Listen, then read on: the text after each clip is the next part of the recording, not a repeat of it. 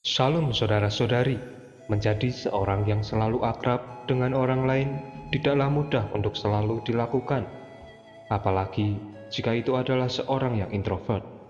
Tetapi sebagai seorang yang percaya kepada Tuhan, terlebih seorang yang melayani Allah, haruslah menjadi seorang yang berkarakter akrab.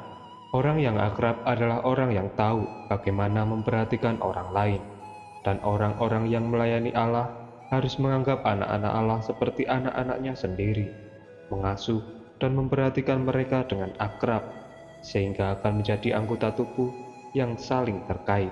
Di dalam 1 Korintus 12 ayatnya yang ke-26 mengatakan, jika satu anggota menderita, semua anggota turut menderita. Jika satu anggota dihormati, semua anggota turut bersukacita. Bagaimana mungkin seorang yang tidak akrab akan ikut menderita melihat orang lain menderita? Jika ikut bersukacita karena orang lain sedang berlimpah, itu adalah hal yang umum.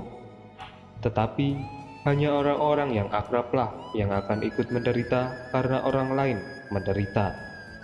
Selain itu, saudara-saudari, penting bagi kita untuk selalu menolong orang dengan senang hati, bukan karena terpaksa atau karena ada maksud yang lain. Di dalam Roma 12 ayatnya yang ke-9 mengatakan, hendaklah kasih itu jangan pura-pura, jauhilah yang jahat dan lakukanlah yang baik.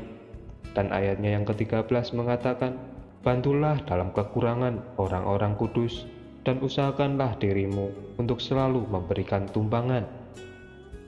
Setiap orang yang melayani Allah haruslah secara aktif mengasihi semua orang.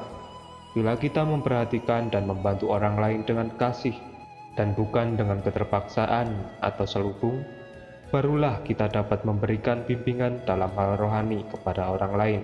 Janganlah kita hanya memperhatikan kepentingan diri kita sendiri, seperti dikatakan dalam Filipi 2 ayatnya yang keempat. Janganlah tiap-tiap orang hanya memperhatikan kepentingannya sendiri, tetapi kepentingan orang lain juga. Kita tidak boleh acuh tak acuh bersikap dingin kepada orang lain dan hanya memperhatikan kepentingan diri kita sendiri. Kita haruslah menjadi seorang yang akrab satu sama lain, terlebih untuk kaum beriman, sehingga kita pun dapat saling menyuplai dan saling bertumbuh di dalam roh. Semoga kita bisa belajar menjadi pribadi yang berkarakter akrab. Shalom, Tuhan Yesus memberkati.